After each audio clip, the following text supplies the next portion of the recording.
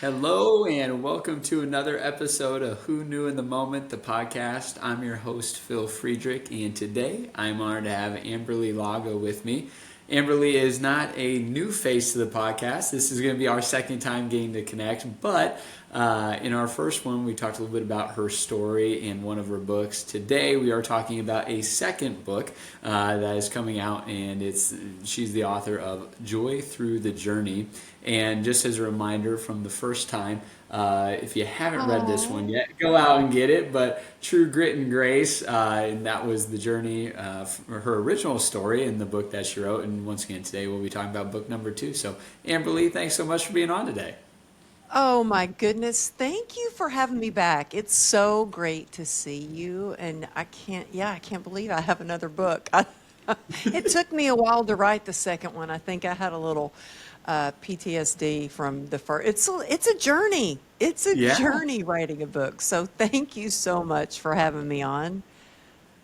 Absolutely. So, just to kind of talk through, and once again, for those of you listening, if you haven't already listened to Amberly and I's first episode, or if you don't know her story, Amberly is the queen of understanding going through trials because she herself has been through many trials in her pursuit of where she's at today, where, now she's speaking on stages, TEDx talks, she has her podcast, she's authoring her second book, she's running an event. We're going to talk about that. And as we look at that, she's well equipped because of the difficult things that she's been through. So, Amberly, talk a little bit about, and maybe a synopsis of the accident, and then kind of really figuring out where to go from there when everyone's telling you this is your limitation, but you believe that you could go past that.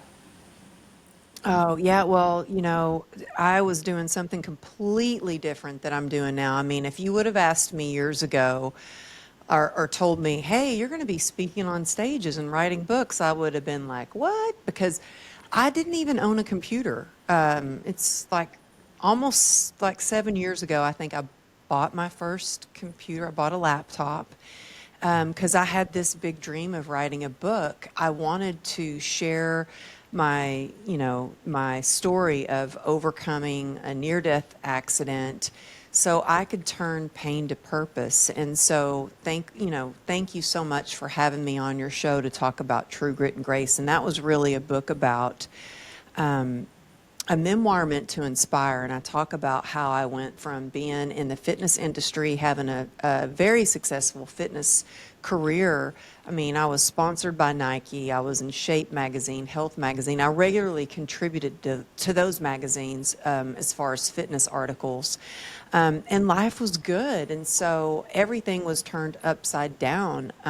Coming home from work on my motorcycle when I had an SUV hit me, I was T-boned and thrown 30 feet, rushed to the hospital, and when I woke up out of a coma, they had to put me in induced coma because my injuries were so severe. I mean, my femoral artery was severed, my leg was completely crushed into pieces, and I had lost so much blood, and they couldn't control the pain, so they put me in induced coma to try to see what they could do. And when I woke up is when I learned, thank God I woke up, but I learned I had a 1% chance of saving my leg from amputation. And it took 34 surgeries and just months, of recovery in the hospital.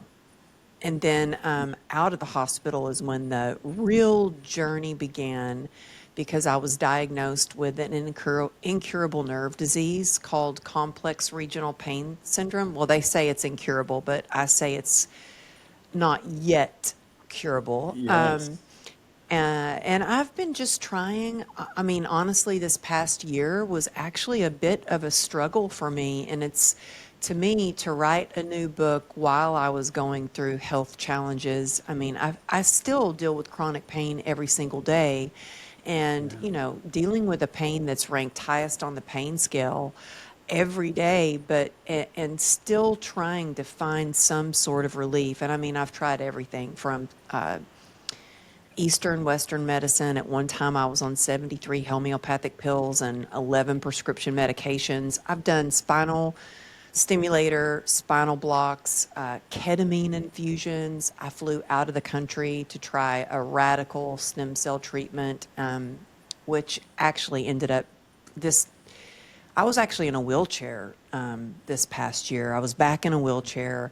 So it's been a lot of getting back up, getting knocked down, getting back up again. I'm preparing for another surgery that I'm not looking forward to, but it really inspired me to write my new book. You know, I remember when I first was able to start walking again, and the physical therapist had invited one of his friends over. He had told his physical therapist about me, and we had a similar injury. And Phil, I was walking around in the physical therapy place, and I had the biggest smile on my face.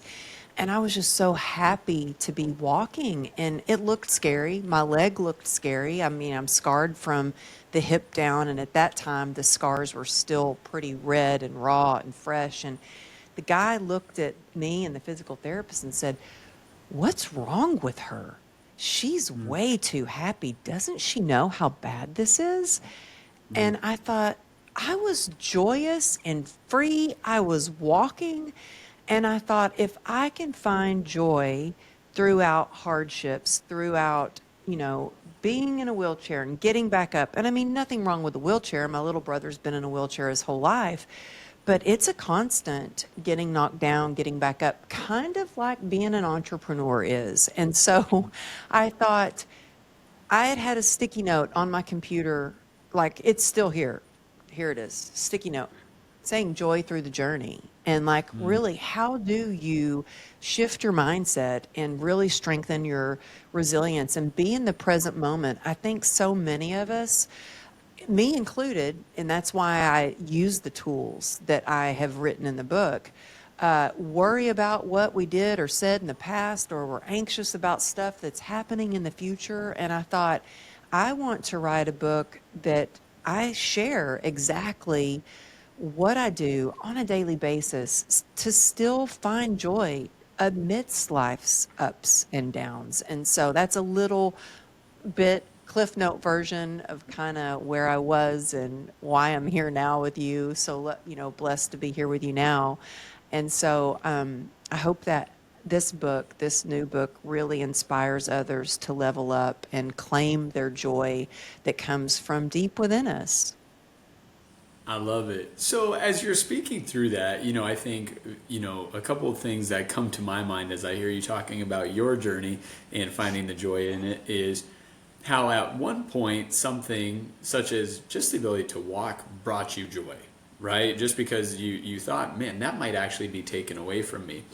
And you mentioned the comparison of journeys and business and all those things, and I feel like sometimes as we progress and we get so far away from that, we forget that that one time brought us joy, that first win, right? And now we are comparing ourselves to 6 months ago, and man, I need to be doing even more than that, instead of finding joy in some of those wins that at one point we would have thought, man, if only I could do that. So talk about that part of finding joy for people. Oh, that is such a great question. I am so glad you asked that, because that I write about this in my book. Because when I remember when I got asked to do my TED Talk, and so it was in Berkeley, and at the time we lived in LA, and the whole ride from LA to Berkeley, we drove. The whole time, I don't think I looked out the window once. I was laser focused on, I'm about to do a TED Talk, and I am scared to death. I'm the only one that doesn't have a PhD. Am I'm not good enough for this. Like, my inner critic was just having a party in my head, but not saying good things. And I remember, I had practiced and practiced and practiced and gone over it, and I got up there and I felt like I did my best, which I think that's what we need to celebrate is, well, did you do your best? And if you can say you did your best, then find some joy in that. But the lesson I learned was right after that, here I did my first TEDx. I mean, I was on the TEDx stage of Berkeley for their 10th anniversary. There were like, I think 3,000 people in the audience. It was unbelievable. Yet instead of celebrating that moment, I got back in the car to head home and I had another event coming up. I don't think I looked out the window at all to do any joy spotting. I didn't Mm. really celebrate that moment. I put my head down and I was working on my next presentation because it was a 45-minute keynote, and I was just going over that and over that and over that the whole car ride home. And I kind of had a pause after that and I thought, wow, what's the whole point if we don't stop and celebrate our small wins along the way? And so I encourage you to really like celebrate those small wins. I did that when I first got out of the hospital, and somewhere along the line, I started to forget that exactly what you just explained. And I remember when I first got out of the hospital, a small win for me. Like I believe in, casting out that vision and having big lofty goals, but I think it's so important to really set small attainable goals along the way and then celebrate those goals. And I'll give you an example. When I had a hospital bed, we had one in our living room because I was completely bedbound. I had a bedpan next to me, and it was pretty humiliating to have to use a bedpan when I was just so independent, and now I was dependent upon someone just to carry my bedpan for me. And so if I would have been in bed focused on, I got to run that marathon again, I'd probably still be in that hospital bed. Instead, I couldn't even lift my leg up off the bed at first, and I thought, well, am I going to be paralyzed? And so what I did was I focused on, first of all, I am going to be able to move my leg again. And my first goal, believe it or not, was to be able to stand up on crutches long enough so that I could walk around the corner and go to the bathroom on my own. And Yeah. it literally took seconds at a time. And so I celebrated the day that I could stand up on one leg with crutches, and it was so Mm. painful. And I was determined to get to 10 seconds the next day. And that led to 20 seconds and then 30 seconds. And I knew I needed at least 1 minute to be able to get up on crutches and go around the corner to use the bathroom on my own. And you know what?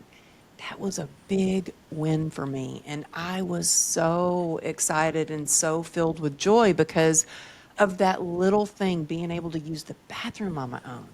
And then Yeah. celebrating being able to go to the mailbox and then go Yeah. all the way down the block to Starbucks. And so by celebrating those small wins along the way, it is increasing your confidence. It's Mm. really just lighting up that joy inside you.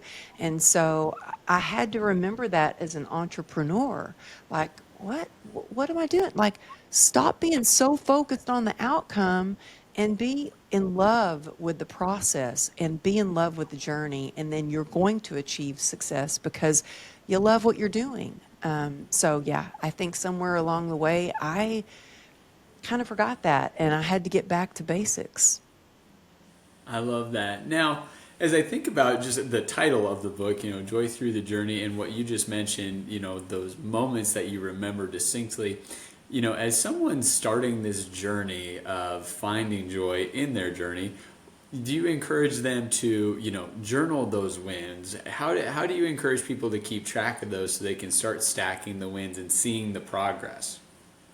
Oh, I think that's so important. Well, I'll tell you the biggest hack for finding joy is gratitude. And what I do from the moment I wake up, when I first get out of bed, Phil, I, I look like I'm about 120 years old the way I walk. And I could sit there and people think I'm the most positive person. I'm not. I work at it on a daily basis. And so when I first wake up, my mind goes to, oh, see, you can barely walk. You're limping today. Oh, you're in so much pain. Maybe you should just get back in bed. Instead, I say, thank you, God, I can walk.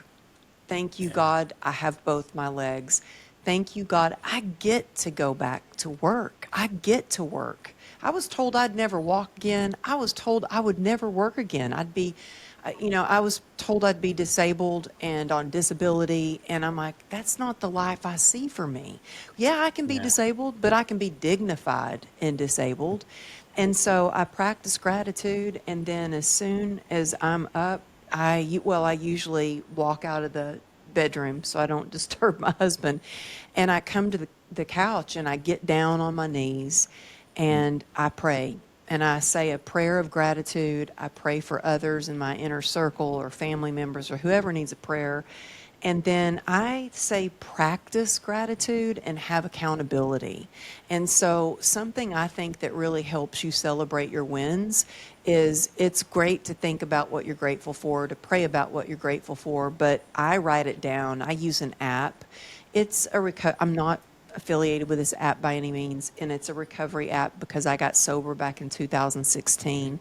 And it's called My Spiritual Toolkit, and I love it because there's a place where there's a gratitude list, and I can write 10 things I'm grateful for, and I can just go click, and it sends all of my gratitude list to a group of ladies.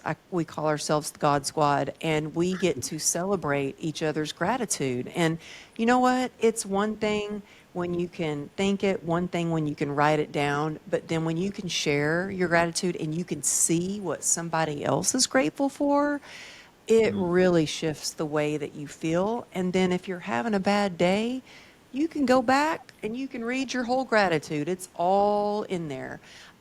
But I do like journaling and writing things down too. And I think it's great when you can write those things down. And that's really what helped me when I was stuck in the hospital is I wrote things like pen to paper, wrote down things I was grateful for, and I could feel the way that it shifted my perspective. It shifted the way that I felt about my situation. And so, I mean, I think gratitude's alchemy. I love it. Now, with your book, and I want to kind of look at this other side of it. John Gordon did the foreword, and I know you guys have done some different events together. And It's one his of John's books. birthday today, too. It's Wow, his well, there we go. We got to birthday. give a shout out to that. But he talks about energy vampires, right? And the energy bus. And I think what I would maybe ask you about is the joy vampire. And how do you as you're walking, trying to find joy in your journey, and your journey had this, right? They had people that were putting limitations on you or saying, I don't know, Amberly, maybe you need to be more realistic about what's possible. How do you kind of handle those people within your life? Because not everyone is walking, with joy in their journey or is able to see the joy they should be getting Yeah. out of their journey. That you ask the best questions. I'm just Thank you. smiling so big because, well, you do, and I'm smiling so big because I just got a text message yesterday from a friend of mine who I love, Amanda, wrote to me because I did a post showing myself tap dancing, and she wrote to me.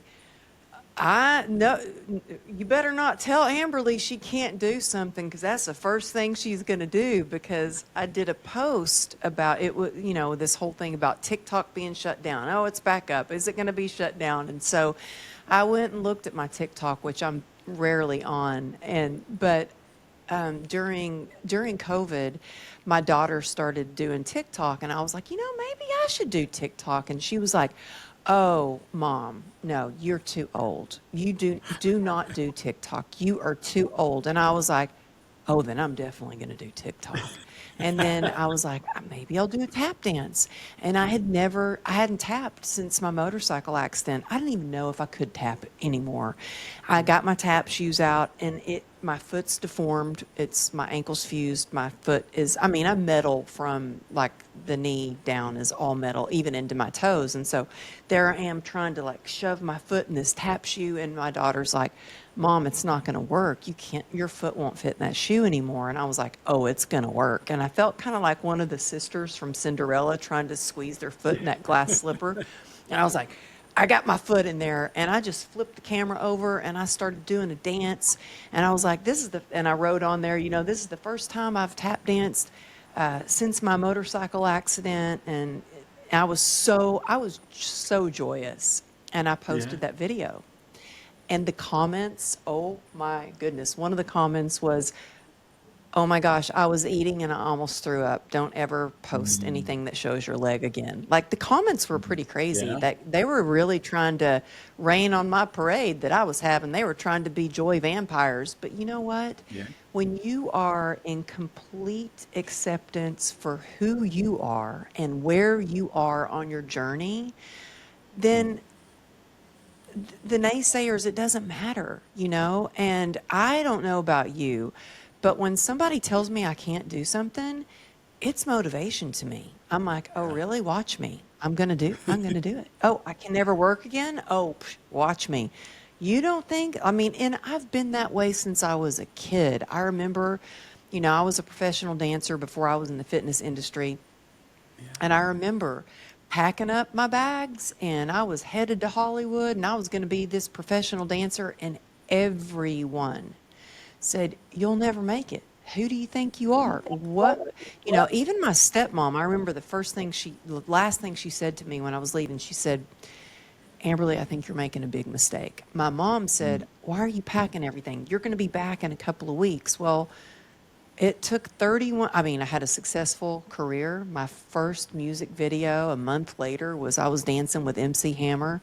And so I say, no one gets to define what you're going to do. No one gets to tell you what's going to bring your joy. And there are things that people can't take away from you. They can take away your career. Your house can be taken away. Your money, your things can be taken away, but they can't take away your mindset, your joy, the way your outlook on life. And as long as you have those things, they can't take away your faith. As long as you have those things, you're going to thrive. You're going to continue to find joy, especially when you're out there being a joy spotter and doing some joy spotting and being a joy sparker. I love that. Now, for you, and you've talked about, I mean, I know you said the last year has had some, health difficulties, and I think about, your opportunity and the platform you have today and the speaking that you're doing.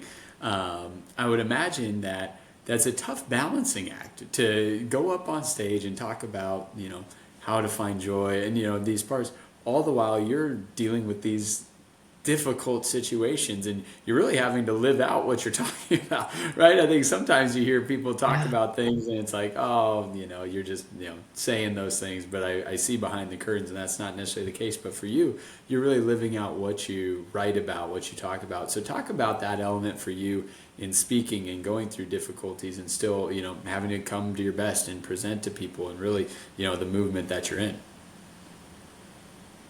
Thank you. Well, first of all, with my schedule, it's pretty intense, and there are a lot of people that have been diagnosed with complex regional pain syndrome that can't get on a plane. I mean, flying really it flares me up. In fact, I just got back from Minneapolis. I was speaking to a big company at their annual event, and I was nervous because I was doing a whole new keynote incorporating joy. They really wanted to like make sure their theme was momentum. So the whole keynote was on momentum and resilience and finding joy through the journey. And so the night before, I always fly in the night before so I can have time to actually let my flare up kind of calm down a bit. And so Yeah. I remember, getting ready for bed and I looked down at my leg. And when you have a flare up, it can cause your leg to be a different color. Like one leg was purple and swollen, and the other leg was normal. And you know what? I've developed this mindset to get me through those times. And I had complete peace and serenity because I looked down and I thought, well, it is what it is. And I'm going to do the best I can. And I'm going to trust the process. And I've done everything I can to prepare for this. I have a nurse come to the house actually. Like I'm giving you the behind the scenes stuff. My Yeah. husband worries sick about me because he's like, people see you up on stage. They don't see you when you get home and you crash and you can barely walk. And so I keep it real, you know. Yeah. I'm not one that says, you know, I share, and that's what's kind of scary, honestly, about my book is that it is so raw and real. And I am sharing stories that I've never shared before. Like, I don't even think my husband knows some of this stuff. So, but I want people to know that I'm sharing this from experience, from a real, like a truly embarrassing moment, or a moment I had a lot of shame, a moment that was hard and I was in tears, the moment that, you know, I was able to rediscover joy even through those challenges. And so I prepare like crazy for any event, and that means mentally, physically, spiritually. And so, like I said, I have a nurse come to the Yeah. house. She's like on speed dial, and I get IV infusions that help me with my immunity, because when you're in constant pain, sometimes it can send you into fight or flight, which is really hard on your Yeah. immunity. So I focus on my sleep. I even wear a ring. I have a watch that monitors my sleep. I look at that first thing to make sure, you know, my HRV levels are good. My sleep, what's my sleep score? And so all these things go into account, and I do share these things from stage. I'm not one that gets on stage that is like rah, rah motivation, and I'm like, this is what you need to do. I'm like, I'm not perfect and I mess up a lot and I fall flat on my face. And, you know, I did a recap video of 2024, and I show myself out of the country getting a treatment in a wheelchair. I show myself when I got blood running down my face because my daughter and I were wrestling, and I'm a little wobbly when I don't have, you know, as much stability with one of my legs. And I fell face first into the coffee table and unfortunately needed stitches. I was just like, get the super glue. We'll just glue it back together. And my husband was like, we can't glue that back together. I got to take you to the emergency room. And so I share the good, the bad, the ugly. I keep it real because you know what? I think that when we keep it real, other people go, oh, God, I'm not the only one. She messes up big time too. You know, she Yeah. feels this way because I know that when I want to learn from somebody who's been through it and gotten to the other side. And let me tell you, when I struggled this past year with my health, I had to use and put into play all the tools and the actionable steps that I share in the book. And sometimes I feel like when we're doing something, like before I was doing my TED Talk, I actually was on the doctor's TV and I got a lot of haters because they edited out the part where I was like, I had all these treatments, and they were just like, girl gets through pain or cures pain with her mindset. And I'm like, yeah, it starts with mindset, but I do all these other things too. Yeah. And, you know, it's like, it's so much about mindset as much as it is soul set, your heart set, your how you're taking care of yourself with your health. I think health is wealth. And so I share all of these things. So, you know, like, yes, we go through hard times. Yes, there are challenges that seem like they're the biggest mountain to climb, but there are ways to get through it, and there are definitely ways to spark joy along the journey. I love it. So that Now, was a long answer, wasn't it? it was a perfect answer.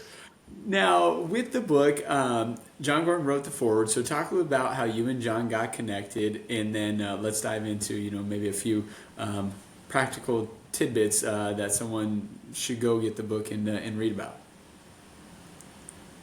Oh, yeah.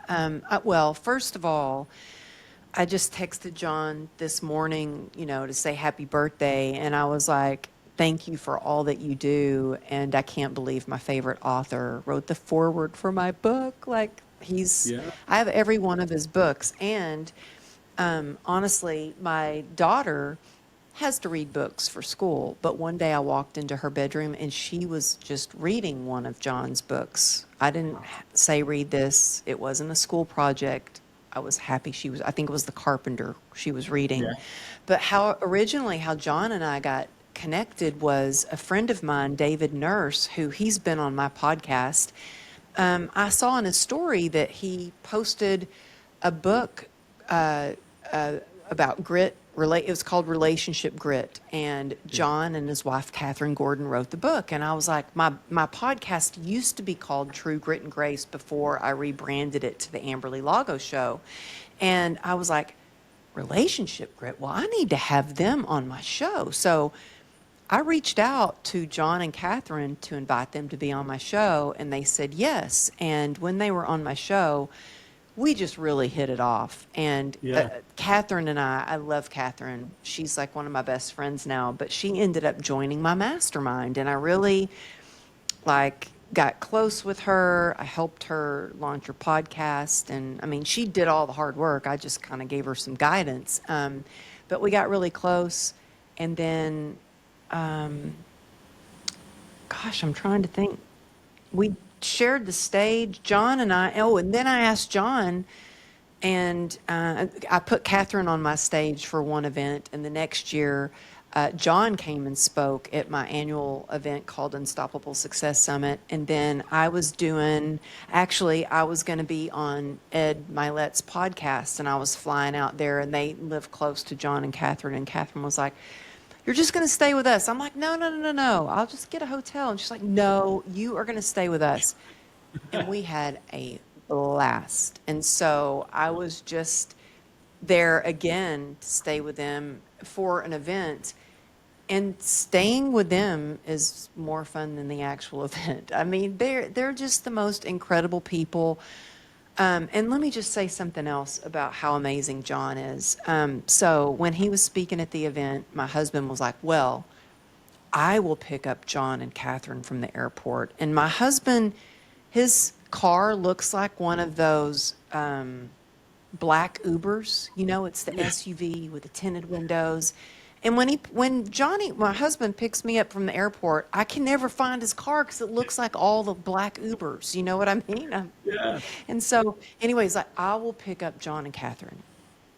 And so he's cleaning the car, making sure it looks all. He's like, he's heard me talk about John and Catherine so much, you know, and he knows what a big deal. Like, John's has written like 30 something books. I think he's on his 31st book, 17 of which are bestsellers. And so he's like, I'm picking up a famous person, basically. And he got to the airport and he picked him up, and he was like, "Oh, my husband was like, "Oh my gosh, John is the coolest guy ever." Like, I was expecting him to be. I'm like, "I told you he was the coolest guy ever. Like, what were you expecting?" And I think he was expecting to be not so nice or very arrogant or ego. And I'm like, "No, John is like genuinely what you see on stage is what you get off stage. He is the best human ever." And so my husband and John hit it off like, oh my gosh. And now, I recently posted something in my story because the event that I was speaking at. I mean, I'm humble, and so I share that. I was in my story going, "Oh, I just saw at this event their keynote speaker today was an astronaut. I'm the keynote speaker for tomorrow. Wish me luck." And my husband messaged me. He was like, I guess, stalking my stories. He's like, "You need to take that story off your social media." I'm like, well, what? I mean, he goes, "You don't say like, wish me luck. That doesn't sound confident. Do you think John Gordon would say that?" No. John Gordon would be on his story saying, "I'm getting ready to go on stage and I'm going to crush it." And I was like, "Okay, you're right, honey. Thank you for having my back." And so now it's like everything is like, would John Gordon do that? Like, no. Mm. Okay. Well, he is like the ultimate, like, I'm in his inner circle. He's a mastermind. It's his inner circle. And I'm in his mastermind. And I have just been begging Catherine. I'm like, when is John going to start his own mastermind? And he finally started it. And I'm like, thank God.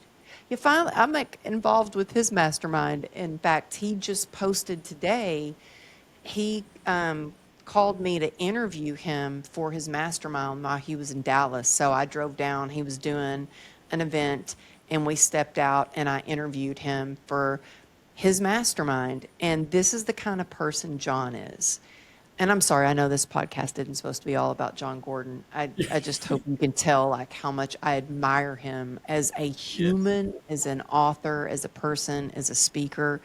In the interview process, he starts like talking about my mastermind. And he starts talking about, well, my wife was in your mastermind and you're the one who helped her do this, this, and this. And I'm like, John, no, this is about your mastermind. He goes, no, I just want people to know the important, like how you can really scale your business, your life, your relationships by being in the right mastermind. He's that kind of person that is just so giving and so supportive and truly positive, not just saying stuff on stage and then different when he comes off. He's amazing. So that's how, in a nutshell, sorry to go on and on about, Love but it. he already knows I'm the president of his fan club. But in my stories today, I'm like, posted a picture of John and I I'm holding up his book, One Truth. And I'm like, you guys, if you don't have this book or like go grab all of his books because that's how much I have learned from him. He's such, because you know what? There's a lot of, my husband always says, I have never seen so much BS as the industry you're in. Yeah. Because there is, Yeah. you know? Yeah. And so when you find somebody like John, it's like, oh, you're the real deal. Oh, I love it. So, to your book, once again, talks a bit of your story. You're sharing a lot of, stories that you haven't shared before. But as, somebody that's out there, hey, I think I want to check out this book. What is a couple of items that would be tangible takeaways for people and encouragements to go get the book and things that they can be really working on themselves to find more joy in their journey? Oh, thank you. Thank you so much. I'm serious. You're the best interviewer. Can you just come I at appreciate with me everywhere I go? it. You let me know. Well, That can be done. yes, yes. Well, um, you know, with this book, it's different than, like I said, it's not a memoir. I mean, I do tell stories, and then I give actionable steps after each chapter. And not only that, I came up with a companion playbook that's free when if you pre-order the book, through amberlylago.com, go.amberlylago.com/joy. You'll get that free downloadable companion book that goes along with it. So it's not a book that you just read that, oh, that was nice to read, feel good. No, it's to really give you the tools to start to change your life so you can have more joy throughout your journey of no matter what you're going through, no matter if you're an entrepreneur, if you're a stay-at-home mom and you're chasing kids around the house. Because I mean, I've been a single mom. I know that's real. It's very rewarding work, but it's real work. And Yeah. it's all about like tools. I'll give you some today. I'll give you 3 things to do today to really claim your joy, that things that you can start doing today. And now, number one, the gratitude, which we've already talked about, but make it a point for some accountability with your gratitude. That helps me because I know sometimes when you're going through a hard challenge, it might be hard to think, well, I don't know what I can be grateful for. Believe me, if I could be stuck in a hospital bed and completely bedridden in the hospital, not knowing if, tomorrow's the day they're going to amputate my leg, am I going to wake up out of surgery and surgery after surgery after surgery and so much pain, I could still find things to be grateful for. Like I couldn't get outside, but I had a view from the window and I could see the beautiful blue sky. I had amazing nurses and doctors. I was alive. I had family. I had clients that were coming to see me. me. The list went on. There's always something to be grateful for. You can't be grateful and sad in the same moment. So gratitude, I think, at the top of the list is something that you can start implementing into your day and night. I go to bed, and the last thing I say every single night before I go to bed is thank you, thank you, thank you, God, for keeping me sober for one more day. Because if I stay sober, I can get through anything. And so, whatever you're grateful for, because that sets the tone for your day tomorrow. And Yeah. then, practicing self care. And I'm not talking about like a yoga class or a massage. That's all good. But I'm talking about creating a life for yourself that you don't want to escape from. Look, I was in a position where when I first started writing my book, I was like, I'm about to write a book about joy. And I'm not feeling very joyful right now because Yeah. I realized I was doing Zoom after Zoom. I was doing a Zoom marathon all day long. Yeah. And by the end of the day, I was exhausted, cranky, and I thought, I gotta create a life that Yeah. is filled with joy. And so, how do you do that? Well, what brings you joy? Think about the things that bring you joy. Is that being out? For me, that's being out in nature. That's Yeah. dancing. That's moving my body. That is cranking up gospel music on the way to the gym and then listening to AC/DC when I get to the gym. Like, whatever brings you joy. Maybe that's baking. You know, I worked, yesterday was Sunday. I got up at 5. I always get up 4:30, between 4:30 and 5:30, 5:30 on the weekends, and I cranked it out and did like 8 hours of getting stuff done, newsletters typed up, post done, emails scheduled out, all the things. And then what brings me joy is to cook. So I did food prep and I cook for my family, and it brings me joy when I see my daughter and her friend enjoying the food that I've prepared for them. Yeah. So create a life that you don't want to escape from. Mm. And then third, do create a joyful ritual, whatever that looks like for you. For me in the morning, what is joyful for me before I pick up my phone and start scrolling through Instagram, and believe me, I want to, like I talked about before, I get on my knees and pray. I have my gratitude practice. I read out of a daily reflections or some sort of one of my favorite spiritual books. I, share my gratitude with my gratitude list, and I move my body. And I also, the very first thing I do, it's funny because my husband, I didn't know he was awake and was sitting in the chair in the living room. He was like, wonder what she's going to do. And I did what I always do. I grabbed my gut health drink and I down it, and he started laughing. And I was like, "Oh, you're here." He goes, "Man, you down that like a bottle of whiskey." And I was like, "Well, thank God it's not whiskey." But yeah, Yeah. I drink my gut health because when we take care of our body, when we take care of our gut health, it is gonna, make us feel better. And when we feel better, we can do better. And so create those joyful rituals. And then, okay, one more thing. I Yeah. always say, make it a point to do some joy spotting. Mm. This joy spotting mean go outside and look for the good. There is going to be, whether it's a sunrise or a sunset, whether it's a butterfly, whether it's like I look outside my office and our pool looks like it's like a little oasis pond or something. It's not that big, but it's got a waterfall. And I've got Mm. flowers, and I've got a wind chime that's made out of the metal that used to be in my leg. Wow. I broke it and had to be taken out. So I made a wind chime out of that. And every time I hear it, it brings me joy because I think I still have a leg and look how far I've come. And so be out there doing some joy spotting because it will train your mind to find the good, to be positive, to focus on the good. And when you focus on the good just keeps getting better. And then be a joy sparker. How can you pay it forward? I was in line at Whataburger the other day. It was the only thing open when we first moved to Texas, and I paid for the guy behind me, and I didn't even think about it. And my daughter and I pulled over into a parking space, and this guy rolls up, and I'm like, "Oh, who's this?" And it's this guy in this truck, and he was like teary eyed, and this is a big cowboy, and he was teary eyed, and he said, "I had the hardest day. Mm. Thank you. You turned my day around." you know what? That brought me joy.